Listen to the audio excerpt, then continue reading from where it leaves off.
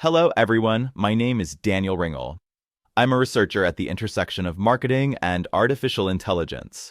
Welcome to this session on Foundation Models for Marketing Analytics, which is part of the American Marketing Association's Artificial Intelligence Special Interest Group's Expert Corner series. Actually, my AI is speaking to you today. I created it by fine-tuning a pre-trained video and audio foundation model. If I'm gonna talk AI, I figured I'd better walk the talk. Today, my goal is to give you an overview on foundation models and their application in marketing analytics. I want to keep my talk accessible to a broad audience. That's why I'll be largely focusing on the big picture. I want to make sure that the concepts are understandable regardless of your background. That said, I will go a little deeper at times to point out important bits and pieces that make foundation models work. Nonetheless, I recommend that you focus on the big picture, what foundation models are, and the opportunities they create for you in marketing analytics. At the end of this talk, you will understand the value and potential of foundation models. You will better understand what makes them work, how they can be adapted to your specific needs, and that they can be trained on marketing-specific data. I'll also point out a major challenge with marketing data when it comes to creating your own foundation model and how to overcome it. This talk is part of an ongoing series. I encourage you to also explore the other Expert Corner videos. So, let's jump in the deep end. What are foundation models anyways? A foundation model is a large, pre-trained machine learning model designed to generalize across various tasks by learning patterns from extensive input data. Sounds fancy, right? I'm pretty sure you are already working with foundation models, possibly without realizing it. Example of foundation models that you may have used are GPT or ChatGPT, BERT, Roberta, DALL-E 3, or Claude. These models were what we call pre-trained on vast amounts of data to develop a broad understanding of language and/or image. If we wanted to split hairs, then we could argue that some of these models, like GPT-4o, were not only pre-trained, but also fine-tuned towards specific tasks and behaviors. More on fine-tuning later. But before we get into the details, let's take a step back and briefly talk about AI. To set the stage for this introduction to foundation models in marketing analytics, let's take a look at the Gartner hype cycle for artificial intelligence in 2024. The chart illustrates where various AI technologies stand in terms of their maturity and adoption. You'll notice that many emerging AI technologies, such as Edge AI, foundation models, synthetic data, and generative AI, have moved past the peak of inflated expectations and are now entering the trough of disillusionment. This phase is critical. It's when the initial hype settles and organizations begin to grapple with the real-world challenges of implementing these technologies. Our focus today is on foundation models. While they've already made significant impacts in areas like natural language processing and computer vision, I believe that there's untapped potential for applying them beyond traditional data types like text and images. Note that most topics on the hype cycle are interrelated. For instance, generative AI is based on foundation models. To train better models, software engineers may resort to synthetic data because existing data may be insufficient. Finally, Edge AI is about making models smaller and bringing them closer to users, for example, onto their smartphones. In this talk, we'll explore how foundation models can be extended to handle marketing-specific data. Think customer journeys, click streams, market baskets, and investment portfolios. These applications are still in their nascent stages. Yet, for researchers and practitioners, these data, paired with foundation models, have the potential to transform marketing analytics, much like they revolutionized natural language processing. Before we dive into the details, let's talk about marketing analytics, some of its challenges, and the opportunities that foundation models create for marketers. Alrighty, let's take a moment to understand how we can get from data to decisions with marketing analytics. Here is my perspective. We start with data, raw inputs collected from various sources. This data can be structured, like sales figures and customer demographics, or unstructured, such as text from social media comments, images from ad campaigns, or audio recordings from customer service calls. On its own, This raw data is just a collection of disparate elements without inherent meaning. The next step is transforming this data into information. This involves organizing, processing, and contextualizing the data to make it understandable and useful. We might clean the data to remove errors, categorize it into relevant groups, or convert unstructured data into structured formats. By doing so, we turn raw data into organized information that summarizes what's happening in our marketing efforts. From information, we derive insights. Insights are the deeper understandings we gain through analysis. They help us identify patterns, trends, and relationships that reveal significant aspects about our customers, markets, or campaigns. Insights answer the why behind the information. For example, why a particular product is trending on social media or why customer engagement is higher in a specific demographic. Finally, these insights inform our decisions. Based on what we've learned, we can make strategic choices, such as refining our marketing messages, targeting new customer segments, or reallocating resources to more effective channels. These decisions aim to optimize outcomes and drive business growth. This process is dynamic and continuous. As we implement decisions, we collect new data and the cycle begins anew. It's a loop of constant learning and adaptation. By integrating foundation models into this process, particularly in the first two steps, we can enhance our ability to handle complex and unstructured data, uncover deeper insights, and support more informed decision-making.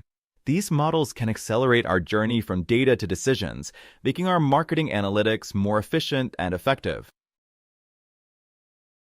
In discussing marketing analytics, it's important to acknowledge the challenges that researchers and professionals in this field commonly face. Understanding these hurdles sets the stage for exploring how foundation models can offer solutions. Let's walk through some of the key challenges. One challenge is dealing with vast and multimodal data. Many marketers grapple with an overwhelming amount of data coming from various sources and in different formats. Structured data like sales figures, unstructured text from customer reviews, images from social media, and even audio or video content. Managing and integrating these large, complex datasets across different formats is a daunting task. It requires robust systems and methods not only to store this data, but also to interpret it cohesively. Another hurdle is the reliance on many specialized models. To handle different types of data and specific tasks, organizations often employ multiple models tailored to each need. For example, one model for text analysis, another for image recognition, and yet another for predicting customer behavior. Juggling these multiple models makes integration and maintenance difficult, adding layers of complexity and potentially leading to inconsistencies across analyses. The process of complex data refinement also poses significant challenges. Before data can be analyzed, it needs to be cleaned, organized, and prepared, a process that is often time-consuming and labor-intensive.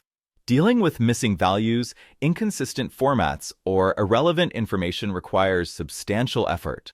Without proper data refinement, the quality of any subsequent analysis can be severely compromised. Time-consuming feature engineering is another issue that cannot be overlooked. This involves manually selecting and designing the right variables or features that will be used by machine learning models. It demands a deep understanding of both the data and the problem at hand. Creating effective features can become a bottleneck, slowing down the development and deployment of models. Moreover, many traditional models depend on numerous assumptions about the data, such as assuming linear relationships between variables or that data points are independent of each other. These strict assumptions limit the flexibility of models and may not hold true in complex, real-world situations. Violating these assumptions can lead to inaccurate results and misguided decisions. Finally, there's a heavy reliance on domain expertise. Building, configuring, supervising, and interpreting models often requires significant specialized knowledge. Experts are needed to select appropriate models, tune parameters, and make sense of the outputs. This reliance can be a constraint, especially for organizations that may not have extensive expertise in-house, and it can also slow down the analytics process and limit scalability. By recognizing these challenges, we can better understand the opportunities that foundation models present. They offer the potential to streamline processes, handle complex and diverse data types, and reduce dependence on manual intervention and specialized expertise. That said, let's talk about foundation models, what they are, how we got there, and what's under their hood. Now that we've discussed the challenges in marketing analytics, let's see how foundation models can come to the rescue. So, what are foundation models? A foundation model is a large, pre-trained machine learning model designed to generalize across various tasks by learning patterns from extensive input data. Models like GPT and BERT are prime examples that have made significant strides in artificial intelligence.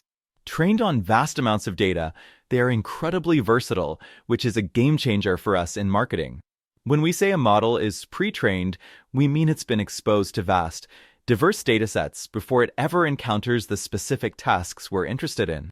Unlike a model that's simply trained from scratch for one task, a pre-trained model undergoes an extensive preliminary learning phase on massive amounts of data.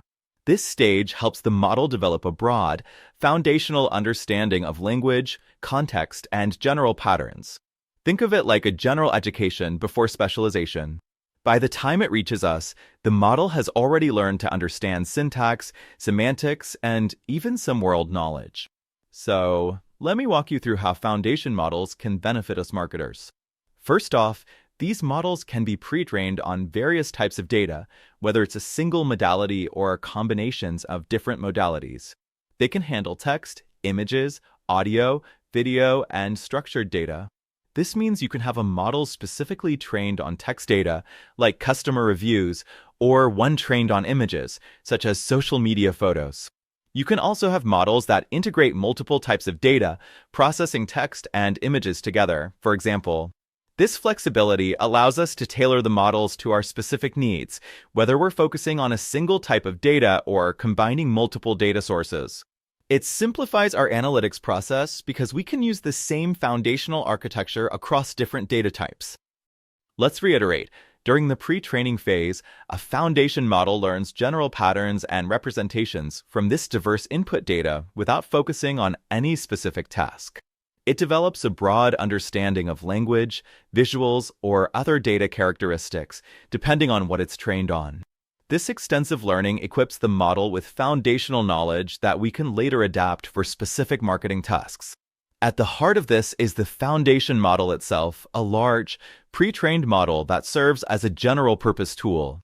Because it's been exposed to extensive data during pre-training, it's capable of understanding complex patterns and relationships within the data. After pre-training, we move to the adaptation phase, where we fine-tune the model for specific tasks relevant to our needs. This could be anything from customer segmentation to sentiment analysis or predictive modeling. The great thing is that this adaptation process is efficient and requires significantly less data and computational resources compared to training a model from scratch. Once we've adapted the foundation model to our specific needs, it can be applied to a wide range of marketing applications. For example, in textual analysis and generation, the model enables us not only to understand customer feedback better, but also to create engaging content. It can help us perform sentiment analysis and handle natural language processing tasks more effectively. Moreover, it can generate personalized emails, product descriptions, or social media posts, enhancing our communication with customers. In visual recognition and creation, the foundation model can analyze images from social media to gauge brand visibility or customer engagement. But it doesn't stop there. It can also generate images. Imagine creating customized promotional visuals or even entire ad campaigns with AI-generated graphics that align with our brand aesthetics. When it comes to audio and video, the model's capabilities are equally impressive. It can process audio data to analyze customer service calls or social media videos to understand customer sentiments. Additionally, it can generate audio content like voiceovers or even compose music for advertisements. In video generation, the model can create promotional videos, animations, or other multimedia content, providing us with new avenues to engage our audience. In multimodal tasks, the model excels by combining data from multiple sources and modalities. For instance, it can correlate social media activity with sales data to identify emerging trends, while simultaneously generating content that addresses those trends across different platforms. This integrated approach allows us to deliver a consistent and engaging customer experience. In predictive modeling and simulation, the foundation model empowers us to forecast customer behavior, predict churn rates, or estimate the potential success of marketing campaigns. It can even simulate market responses to new product launches or promotional strategies, giving us valuable insights before we commit resources. All right, let's examine some of the key properties that make foundation models powerful tools in marketing analytics. I'm keeping the definition here at the top to better relate what follows. First and foremost is their broad training. Foundation models are trained on extensive and diverse datasets that cover a wide range of general and unlabeled data. This broad exposure allows them to learn structure and patterns from data. Because they've seen so much varied information, these models can apply to many different tasks. For us as marketers, this means we have a robust tool that can handle various challenges without needing to train separate models for each specific task. Another property is their self-supervised nature. Unlike traditional machine learning models that require labeled datasets and significant human oversight, foundation models learn directly from the data itself. They use self-supervised learning, creating their own labels from the input data. This approach reduces the need for costly and time-consuming data labeling. It also allows the models to learn from vast amounts of unlabeled data, which is abundant and often untapped. For us, this means we can leverage more of our existing data without the overhead of extensive pre-processing. The third property is scalability. Foundation models are designed to scale efficiently with increases in data and computational resources. As we provide them with more data and processing power, their capabilities expand without needing to change their fundamental architecture. This means we can enhance their performance simply by scaling up resources. It's a cost-effective way to improve results without starting from scratch. Then there's versatility. These models are incredibly versatile and can perform a wide variety of tasks. They can be used for similarity searches, clustering, classification, and even as inputs to other models. This versatility comes from their broad training and ability to generalize across different types of data and tasks. For marketing analytics, this means we can apply the same foundational model to various problems, whether it's customer segmentation, sentiment analysis, or predictive modeling, without developing specialized models each time. Another key feature is adaptability. Instead of building AI solutions from scratch every time, we can use a foundation model as a starting point. By adapting the pre-trained model to our specific needs, we can develop specialized models more quickly and cost-effectively. This accelerates the machine learning lifecycle and lowers the barriers to advanced analytics. Nonetheless, there are also limitations to consider, particularly concerns around model biases. It's important to be aware that foundation models can inherit biases present in their training data, especially if that data isn't carefully curated. Since these models learn from the data they're fed, any existing biases, whether related to demographics, behavior patterns, or other factors, can appear in their outputs. This is particularly challenging when using closed-source models or those without transparent documentation about their training data. Identifying and mitigating these biases can be difficult, which may lead to unintended consequences. As marketers, we must stay vigilant about these potential biases to ensure our models promote fairness and do not perpetuate inaccuracies. So, how did we get to foundation models? Let's take a moment to look back at the evolution of models that have led us to foundation models today. The journey spans several decades and includes many significant breakthroughs in artificial intelligence. In the 1980s and 1990s, we saw the development of recurrent neural networks, RNNs, and later long short-term memory networks, LSTNs. RNNs allowed us to process sequential data, which was a big step forward. However, they struggled with long-term dependencies. LSTMs improved on this by better handling long-range relationships in data, which was crucial for tasks like language modeling and time series prediction. Moving into the early 2000s, we had models like latent Dirichlet allocation, LDA, for topic modeling and text data. LDA helped us understand the underlying themes in large collections of documents. Then, in 2013, Word2Vec introduced dense vector embeddings for words, significantly advancing how we represent language computationally. This made it possible for machines to understand semantic relationships between words. Around the same time, in the field of computer vision, convolutional neural networks, CNNs, began to make a big impact. Models like AlexNet, Inception, VGGNet, and ResNet revolutionized image classification and recognition tasks. AlexNet, in particular, was a breakthrough in 2012 when it won the ImageNet competition, demonstrating the power of deep learning in processing visual data. ResNet addressed the problem of vanishing gradients in deep networks by introducing residual connections, allowing us to train much deeper networks effectively. Then came a major shift with the introduction of the attention mechanism in 2017. Attention allowed models to focus on relevant parts of the input data, which was a game changer for handling long sequences and capturing global dependencies. Building on this, transformer architectures were developed, leading to models like BERT, T5, and GPT-3. BERT, introduced in 2018, leveraged bidirectional training to understand context in language more effectively. GPT-3, released in 2020, showcased impressive abilities in generating human-like text and performing few-shot learning. In the realm of computer vision, we saw the emergence of vision transformers, VIT, in 2020, which applied the transformer architecture to image data, moving beyond the traditional CNN approach. Models like DIT and SWIN transformer further advanced our ability to process and understand visual information. For audio and speech processing, models like Wave2Vec 2.0 and Whisper came into play. Wave2Vec 2.0, introduced in 2020, enabled self-supervised learning for speech recognition, reducing the need for large labeled datasets. Whisper, released in 2022, offered versatile capabilities in speech recognition, translation, and transcription.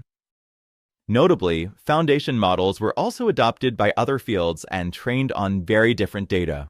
For instance, models like AlphaFold revolutionized protein folding prediction in biology, solving a problem that had stood for decades. MegaMolBART applied transformer models to molecular property prediction, aiding in drug discovery efforts. These breakthroughs suggest that we can train or pre-train foundation models on various data, including marketing-specific data. Finally, diffusion models, introduced around 2020, brought significant advancements in generative modeling, especially for image generation. These models iteratively denoise random noise to produce high-quality images, leading to impressive results in creating realistic visuals. Each of these models contributed uniquely to advancing artificial intelligence, either by handling different data modalities or by improving foundational architectures. They set the stage for the development of foundation models, which integrate many of these advancements into a unified framework. The most significant paradigm shift in recent years has been the introduction of transformer models. Their ability to handle sequential data with attention mechanisms, scale efficiently, and adapt to various tasks has transformed the field. So, let's take a closer look at what makes transformer models so special and how they form the backbone of modern foundation models. The secret sauce of transformers is made of two key ingredients: context awareness and scalability. At the core of transformers is the concept that attention is all you need, a phrase from the groundbreaking paper by Vaswani et al. In 2017. As Ashish Vaswani himself said, meaning is a result of relationships between things, and self-attention is a general way of learning relationships. Let me illustrate this with a simple example. The brand changed its logo because it wanted a fresh image. In this sentence, the word "it" refers to the brand. Now consider another sentence. The brand changed its logo because it was outdated. Here, "it" refers to the logo. In both cases, the pronoun "it" is used, but its meaning changes based on the context. Traditional models often struggle with this kind of ambiguity because they process words sequentially and might not capture long-range dependencies. Transformers, however, use a mechanism called self-attention to analyze the relationships between all words in a sentence simultaneously. This allows the model to understand that it refers to different things depending on the surrounding words. This ability to grasp context and meaning is crucial in marketing. It enables us to accurately interpret customer feedback, generate relevant content, and interact effectively with our audience. For example, when analyzing customer reviews, understanding precisely what customers are referring to helps us address their concerns more effectively. Let's move on to the second ingredient, scalability. Traditional neural networks often require large amounts of labeled data, which can be expensive and time-consuming to collect. Transformers overcome this challenge by utilizing self-supervised learning techniques like masked language modeling. They learn patterns and structures from vast amounts of unlabeled data, which is more readily available. This reduces our dependency on labeled datasets and accelerates the training process. Moreover, the architecture of transformers is designed for efficient computation. They leverage matrix algebra, which is highly optimized on modern hardware like GPUs and TPUs. Their architecture further allows for parallelization and distributed computing, enabling us to train large models on massive datasets more quickly. Essentially, as we provide more data and computational resources, the model scales up without needing fundamental changes to its design. I sketched the basic transformer architecture in the middle of the slide for you. It was introduced by Vaswani and colleagues in 2017. The transformer architecture has two main components, the encoder and the decoder. Both components can be pre-trained and used together or independently, depending on the task at hand. Let's first examine the encoder on the left side of the sketch, which I highlighted in orange. The encoder is designed to understand and represent input data. A prime example of an encoder-based model is BERT, which stands for Bidirectional Encoder Representations from Transformers. BERT is a bidirectional masked language model. It considers the words before and after a missing word to predict what that word should be. This bidirectional approach allows BERT to understand the context from both directions, leading to a deeper comprehension of language. The purpose of BERT is to serve as a foundation model that can be fine-tuned for specific downstream tasks like classification, sentiment analysis, or similarity searches. Its strengths include task flexibility and the ability to provide rich contextual embeddings of words. Fine-tuning BERT typically requires many examples to achieve optimal performance. For reference, BERT has about 340 million parameters.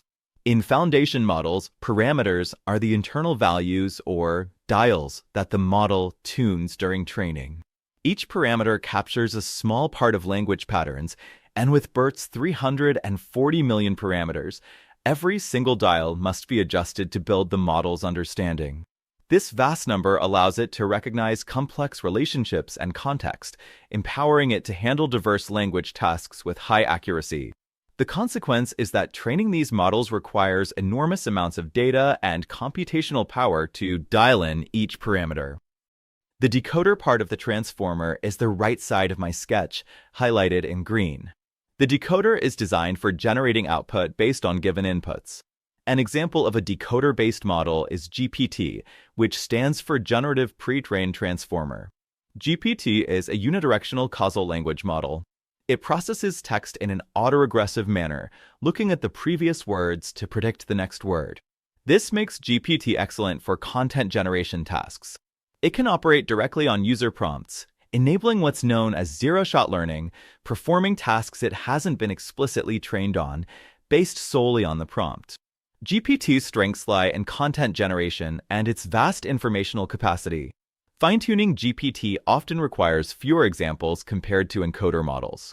Modern versions of GPT, like Llama 3.1 with 405 billion parameters, are significantly larger and more powerful than earlier models. While some models use only the encoder or only the decoder, there are models like T5 that utilize the full transformer architecture, combining both components. This allows T5 to handle a wide range of tasks by leveraging the strengths of both the encoder and the decoder. Nonetheless, it seems that encoder-only and decoder-only models are most common these days. Now, that's a lot of detail. For most folks, it is sufficient to remember that the transformer architecture provides a flexible and powerful framework for processing unstructured data like language. The encoder focuses on understanding and embedding input data. That makes it suitable for tasks like classification, similarity search, and other analytical applications. The decoder, on the other hand, specializes in generating output based on input prompts. That's ideal for content creation, language translation, and generative tasks. Now that we have an overview of the transformer architecture, let's look under its hood to better understand how it works by example of a language model. In the center of the slide is the transformer architecture, which consists of two components, the encoder on the left and the decoder on the right. Starting with the encoder, let's focus on how it processes input text. When we feed a sentence into the encoder, the first step is to break down the sentence into smaller units called tokens. In the context of language processing, tokens typically represent words or subwords. This allows the model to handle the text at a granular level, capturing the nuances of language.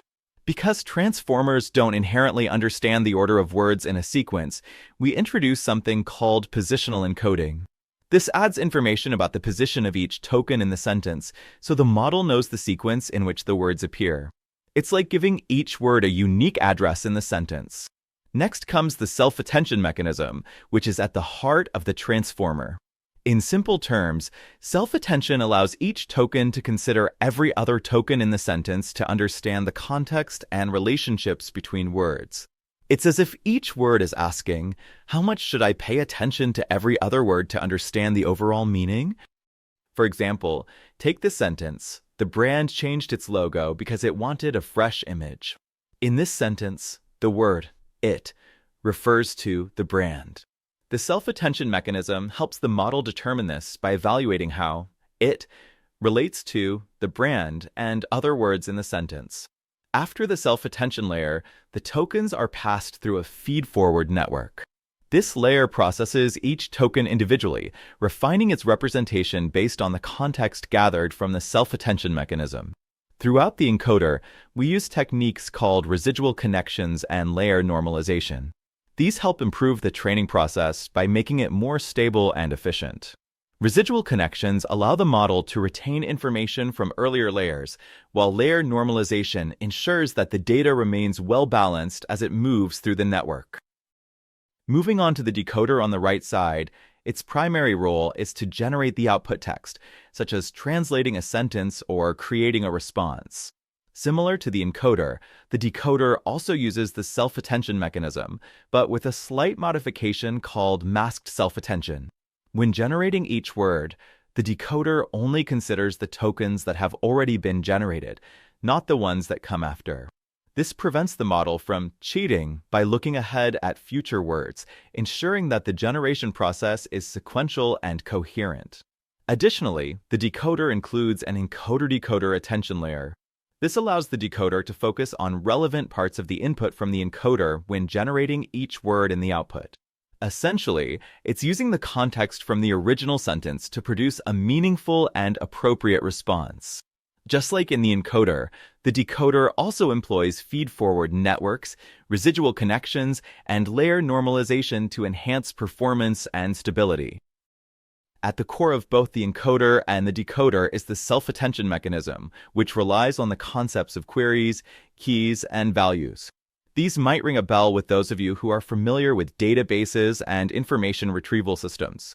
Let me try to explain these concepts in a simplified way. Each token in the sequence is transformed into three representations: a query, a key, and a value. A representation refers to the way the model encodes or expresses each token, which can be a word or a piece of a word, as it processes it. So, when I mention representation, I'm talking about the numerical encoding of a token at various stages in the model. Okay, back to queries, keys, and values. The query represents the token we're currently focusing on. The keys represent all the tokens in the sequence. The values carry the actual information of each token. The model calculates attention scores by comparing the query with each key. These scores determine how much attention to pay to each token when processing the current token. The attention scores are then used to combine the values, producing a new representation of the token that captures its context within the sentence. For instance, when processing the word it, the model uses self-attention to assess its relationship with other words like brand and logo, helping it decide what it refers to based on the context. I wish I had more time to elaborate on this quintessential mechanism of transformer models. Unfortunately, this will have to suffice as a starting point. Finally, note that the transformer architecture employs multi-head attention. Instead of performing a single attention calculation, the model uses multiple attention heads in parallel. Each head can focus on different aspects of the relationships between tokens, such as syntax, semantics, or positional relationships. This allows the model to capture a richer and more nuanced understanding of the language. And it allows us to scale it to vast data through parallel computation.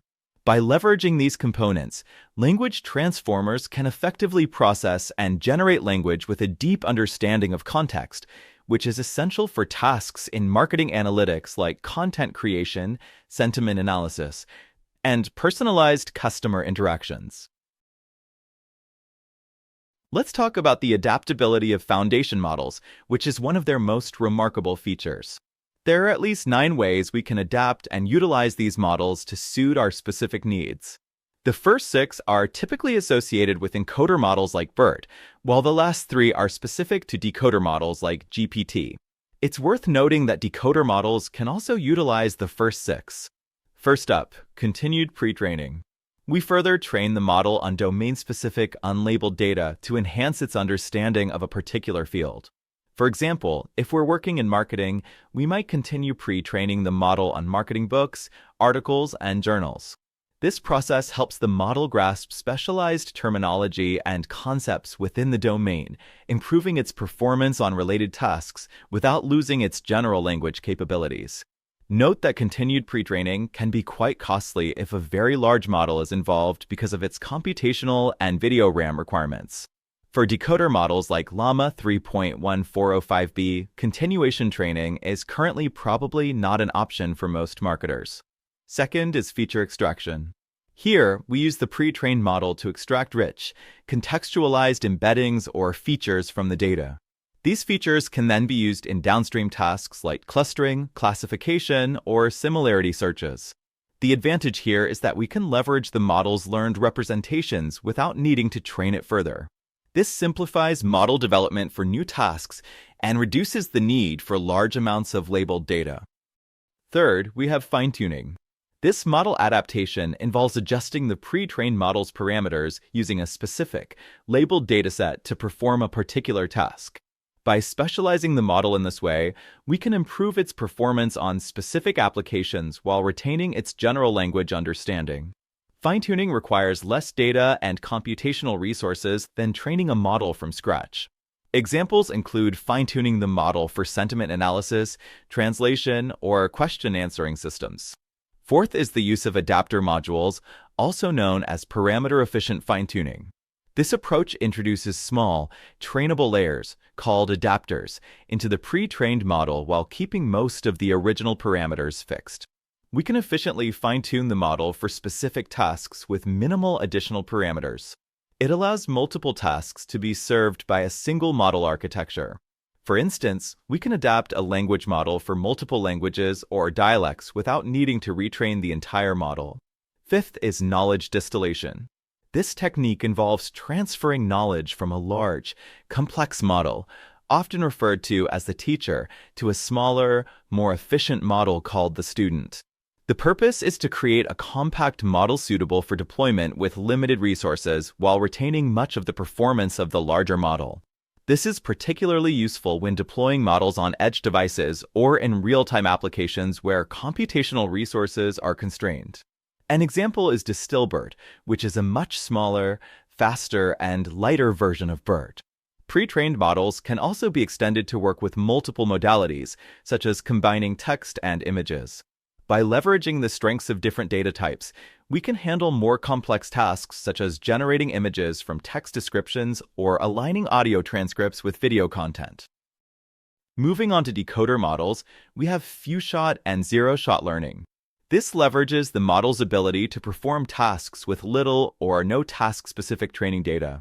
Thanks to the broad pre-training of these models, they can generalize to new tasks based on minimal examples or even without any examples. This allows for quick deployment of new applications. For instance, a model might classify text by providing a few examples in the prompt or answer questions on topics it hasn't explicitly been trained on. For more control of model outputs, we can conduct prompt engineering. Here, we craft specific input prompts to guide the pre-trained model to produce the desired outputs without modifying its parameters. We essentially use the model's existing knowledge to perform tasks simply by framing inputs appropriately. Prompt engineering requires no additional training and allows for quick adaptation to various tasks. Examples include prompting the model to generate summaries by starting with "Summarize the following text." Be clear and succinct. More advanced approaches are chain-of-thought prompting, where you guide the model through a problem step by step. Finally, generative foundation models can be used for retrieval-augmented generation, RAG, to increase the factualness of their outputs. In RAG, we combine a pre-trained model with an external knowledge base to generate more accurate and up-to-date responses. By supplementing the model's internal knowledge with curated external information, we can access real-time data without retraining the model. Given their adaptability, foundation models may be a promising avenue for marketing analytics. There are many practical marketing applications of pre-trained foundation models. I like to think of them as three buckets where each leverages foundation models differently for marketing analytics. We'll start from the top with embedding, move to fine-tuning in the middle, and finish with content generation at the bottom. The top pink ribbon illustrates how we can use a foundation model to obtain embedding or latent feature vectors that we can use in various downstream applications.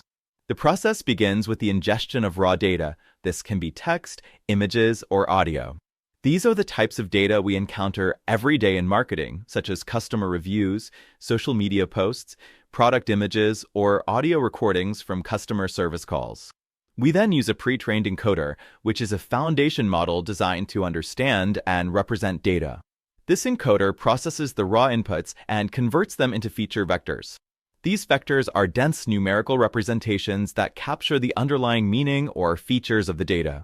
Once we have these feature vectors, we can perform various mathematical operations on them. For example, average the embeddings of the sentences in a paragraph to get a representation of that paragraph. We can also calculate similarities between different pieces of content, cluster them into groups, or visualize relationships in the data. In marketing, this allows us to perform tasks like segmentation, topic discovery, or market structure analysis. We can also input these vectors as compressed latent representations into other models for advanced analyses, such as causal inference. Additionally, we can store these feature vectors in a database for future retrieval. This enables quick access for tasks like personalized recommendations or search functions, enhancing our ability to deliver tailored experiences to customers. Moving on to fine-tuning in the middle. This process starts with labeled examples. For instance, we might have tweets that are tagged with specific emotions or sentiments. These labels guide the model in learning how to classify new data accurately. In fine-tuning for text classification, we modify the architecture of the foundation model by adding a new classification layer on top of the pre-trained encoder. This adjustment allows the model to specialize in a specific task while retaining all the knowledge it gained during pre-training. Essentially, we're customizing the model to perform a particular function relevant to our marketing needs. With this fine-tuned model, we can classify new data rapidly and at scale. This is incredibly useful for processing large streams of information, such as social media posts, customer reviews, or marketing content. We can classify sentiment, detect bias, identify emotions, or track elements like branding and toxicity. It's also applicable to more specialized tasks like caption generation and marketing mix analysis. Finally, let's examine content generation. We start with a prompt, a short text input provided by the user, such as a description or a creative brief. This prompt guides the model in generating content. The prompt is fed into a pre-trained decoder, which uses its learned knowledge to generate new content based on the input. The decoder tailors the output to the given instructions while leveraging its extensive understanding from pre-training. The generated content can take various forms, including text, images, or audio. Content generation has numerous applications in marketing. For instance, we can create synthetic consumers for simulated market analysis, as proposed by Goli and Singh. Marketers can also facilitate idea generation, an idea explored by Castello, Katona, Lee, and Sarvari. Another avenue to use foundation models is market research. A recent Journal of Marketing article by Arora, Chakraborty, and Nishimura uses AI in the loop for qualitative and quantitative marketing research. Foundation models can also be used to produce content for online advertising, as shown by Reisenbichler, Reuterer, Schweidel, and Dan, or to produce various other creative assets that support our marketing efforts. These three buckets, embedding, fine-tuning, and content generation, demonstrate the versatility and power of pre-trained foundation models in marketing. I hope that you can use these examples in your own research and marketing analytics efforts. Traditionally, foundation models are pre-trained on data like text, images, and audio, domains largely developed by computer science. While using these existing models offers low-hanging fruit for marketing analytics, I see an opportunity in applying transformers to marketing-specific data. Just as fields like bioinformatics have benefited from specialized models like AlphaFold, marketing can develop foundation models tailored to its unique data types. Here are a couple of ideas that researchers at the intersection of marketing and artificial intelligence might pursue or are already pursuing. The first application that comes to mind are online touchpoints. The online consumer journey involves a sequence of interactions such as website visits, ad clicks, social media engagements, email opens, and ultimately purchases. Each of these touchpoints can be treated as a token of a sequence, much like words in a sentence. There's emerging work in this area. For example, I recently saw a working paper by Liu and Cannon on SSRN that trains a transformer on sequences of touchpoints. Their model predicts future touchpoints and attributes the impact of individual interactions on desired outcomes like booking a hotel stay. So, why is this valuable? By pre-training models on these sequences, we can learn how different touchpoints influence customer behavior and purchase decisions. This understanding allows marketers to optimize the customer journey, personalize offers, and enhance the customer experience across various channels. The challenge lies in the fact that not all touchpoints carry the same weight.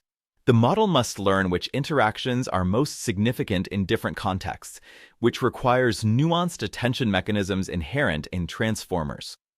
Another opportunity lies in product search. When consumers search for products online, they follow sequences that include entering keywords, filtering results, viewing items, reading reviews, and making purchases. Each step can be considered a token in a sequence.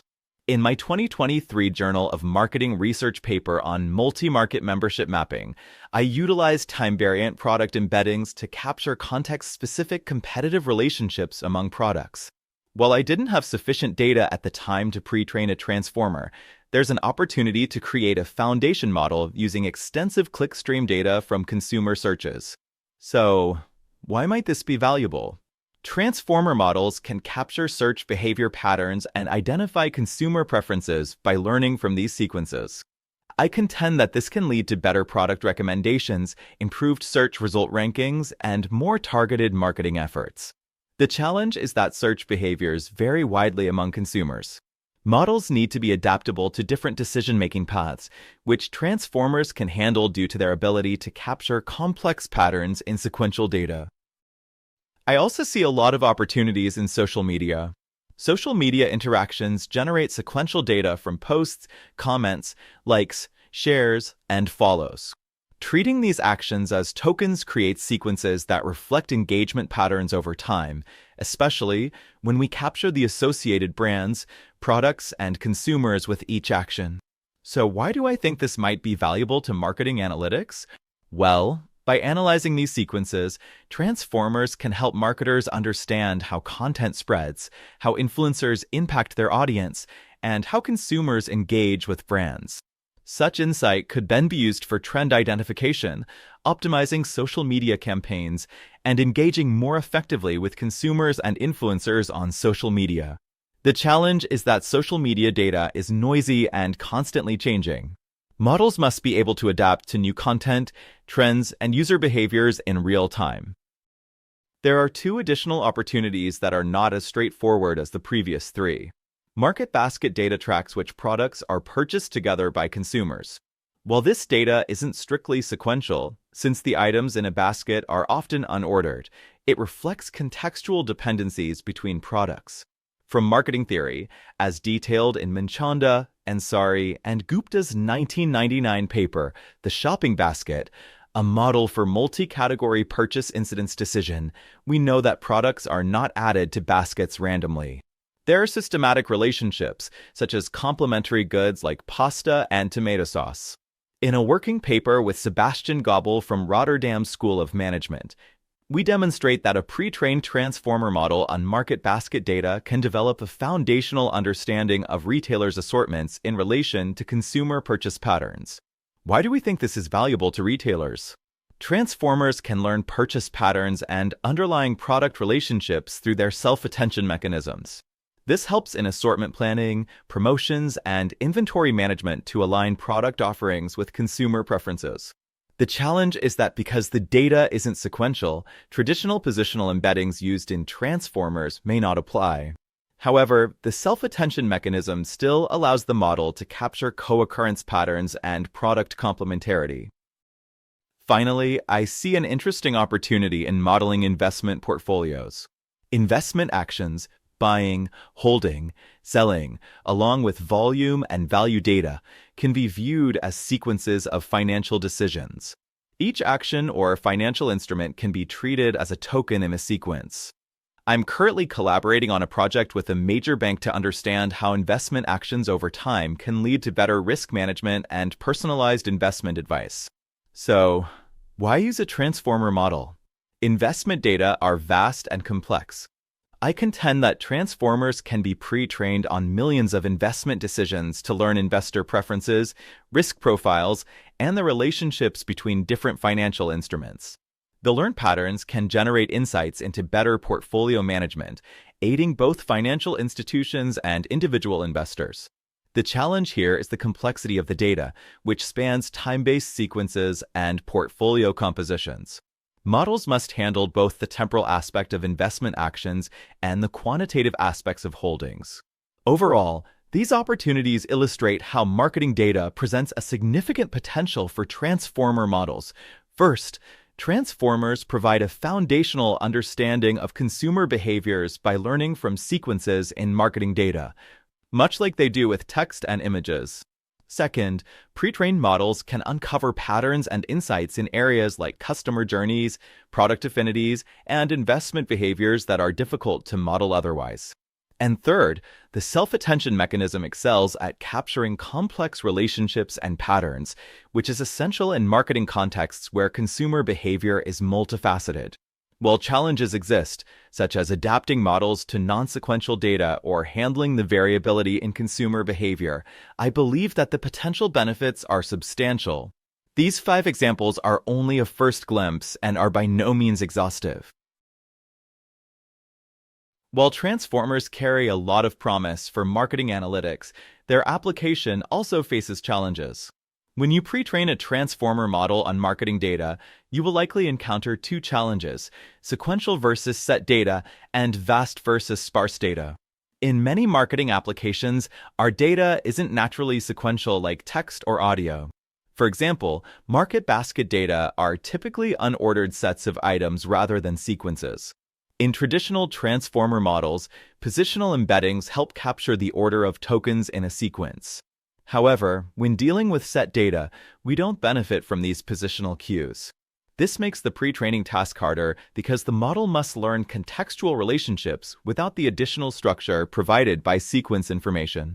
Nevertheless, the self-attention mechanism in transformers can still help us capture patterns and dependencies among items in a set, but it requires more data and careful modeling. The second challenge we face is data sparsity. Transformers are inherently data hungry. They require large amounts of data to effectively learn patterns. In fields like natural language processing or computer vision, we have access to terabytes of data accumulated over decades. Think of the vast amounts of text on the internet or the millions of images available for training. In marketing, we typically have much less data. This limits transformers' ability to learn intricate patterns and structures. As a result, transformers may struggle to perform as effectively in marketing contexts. To illustrate these challenges, let me share an example from ongoing work with Sebastian Gobel from RSM. We analyzed a major grocer's assortment comprising over 21,000 products. We pre-trained a basic transformer model on 20 million shopping baskets, and then evaluate how well it could predict which product from the entire assortment would best complete a shopping basket during a customer's shopping trip. We call this the basket completion task. Let me share some preliminary findings with y'all. We measured performance using accuracy at K, which looks at how often the correct product is among the top K predictions for completing a basket. Accuracy at K is basically a hit rate in percent that expresses what share of predictions were correct. To assess the effectiveness of our market basket transformer, we compared it against several alternative models in the figure at the bottom left. Shopper is a probabilistic model of consumer choice with substitutes and complements developed by Ruiz, Athey, and Blay. Latent Dirichlet allocation, or LDA, was previously used by Jacobs et al. For purchase predictions. Product 2-vec embeddings is a vector-based model capturing product relationships. We also used the Zhang score from traditional market basket analysis. And we included a random baseline. Our initial findings suggest that the basic market basket transformer outperforms all these models across multiple prediction levels, including the product, brand, and category levels. You can see an increasing accuracy as we aggregated to higher levels across all models from left to right on the chart at the bottom left. However, this isn't the whole story. I believe that aggregate evaluations can be dangerous because they may cover up problems. You really need to zoom in on the details to understand what is going on beneath the surface. So, we took a look at performance across products with different purchase frequencies. The chart on the bottom right divides products into 10 deciles based on how often they were purchased. Note that we set the maximum accuracy to 100% for better readability. As you can see, for low-frequency products in the long tail, the accuracy dropped sharply. This long-tail problem is particularly concerning in retail, where approximately 80% of assortments consist of smaller brands, niche products, or new product launches that don't appear often in historical data. This means that while transformers show great promise in retail and market basket analysis, the long-tail problem limits their application. I contend that such challenges aren't unique to marketing data. Similar issues exist in other fields where data is sparse or unevenly distributed. In light of these findings, I urge y'all to always take a closer look at where your pre-trained transformer performs well and where it doesn't. Being mindful of potential data limitations and investigating these limitations is extremely important when you work with machine learning models that you typically cannot look inside of. The good news is that we've found ways to diagnose the long-tail problem and mitigate it. So, we've got a long-tail problem to deal with. A first step is to better understand where it originates. We notice that products with low purchase frequencies are much harder for the transformer model to predict. This may possibly be the case because the transformer did not learn enough about these products to create well-discernible product embeddings that it can operate on. So, we created an assortment map using t-distributed stochastic neighbor embedding. Such map, and I am a big fan of visualizing relationship structures on maps, helps us see the structure among products learned by the model.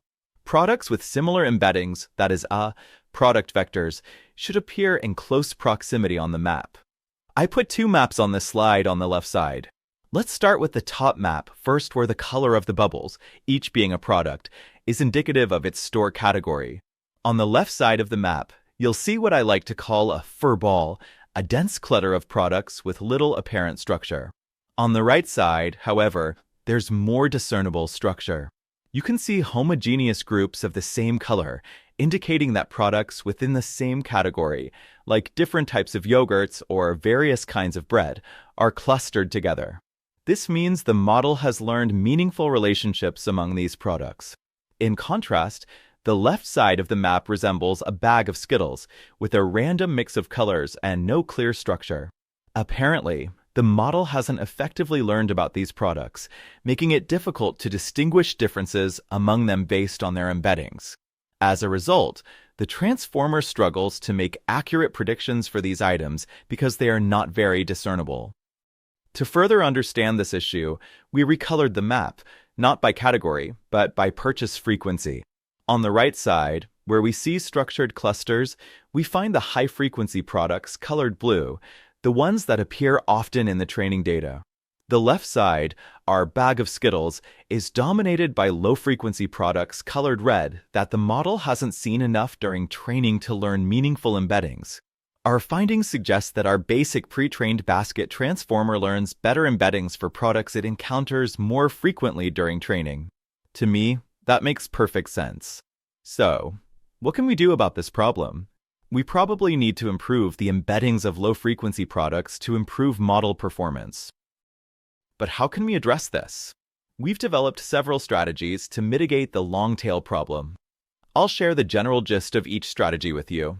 On the right side of the slide, you can see 3 strategies we've devised and evaluated to mitigate the long-tail problem. Again, we measure performance using accuracy at k, focusing here on k equals 1, essentially, whether the model's top prediction is correct. The baseline transformer model, which exhibits the long-tail problem, is represented by the black line at the bottom. We've normalized its best performance to 100% for comparison.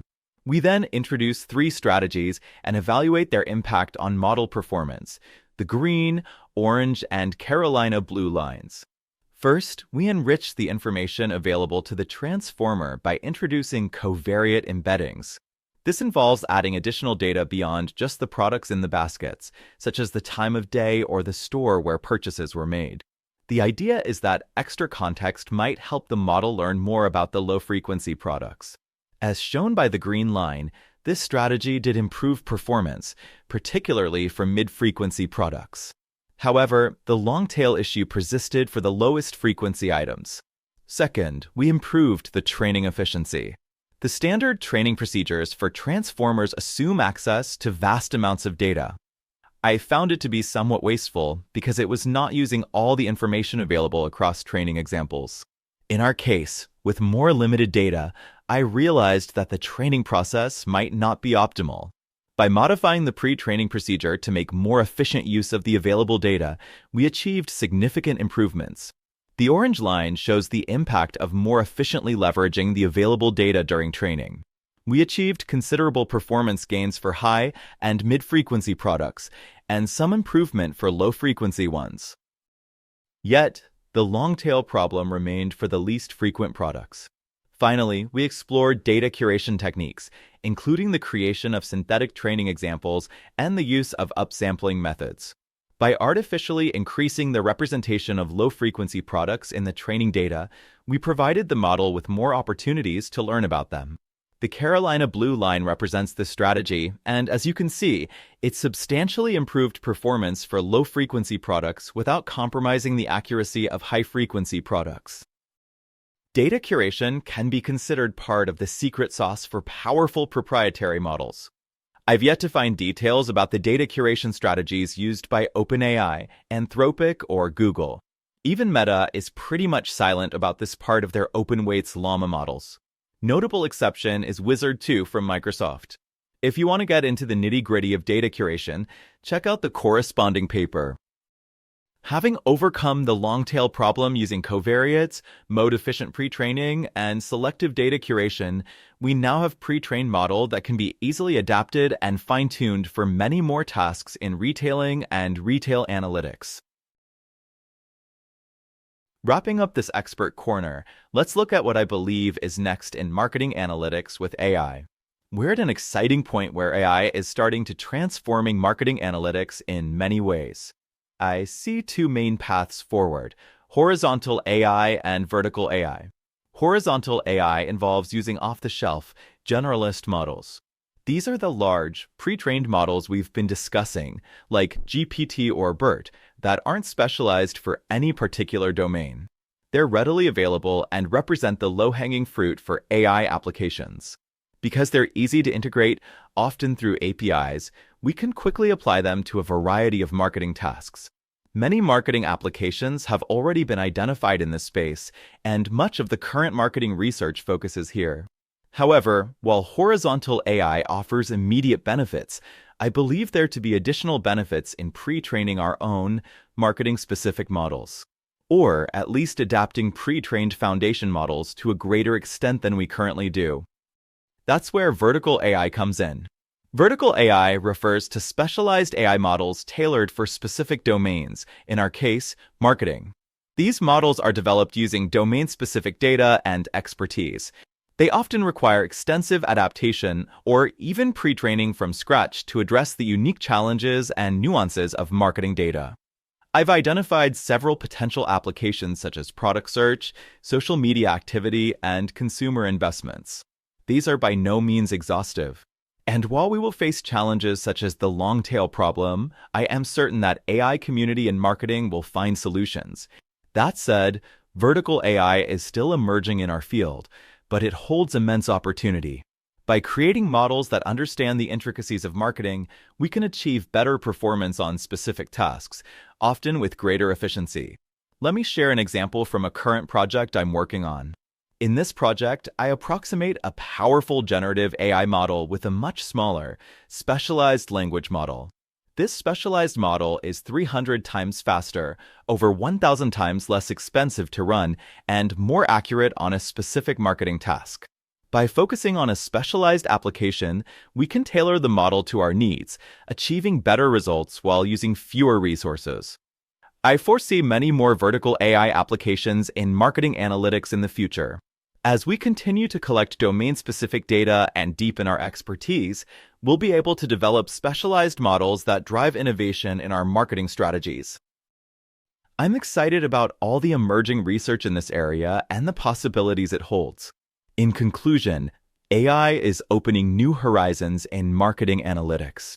While horizontal AI offers quick wins with generalist models, vertical AI provides the opportunity to develop specialized tools that can revolutionize how we approach marketing challenges. Thank y'all for tuning in to this Expert Corner. I encourage you to check out the other excellent talks available in the series. If you have any questions, suggestions, or research ideas, please don't hesitate to get in touch with the real Daniel, not my AI that spoke to you today.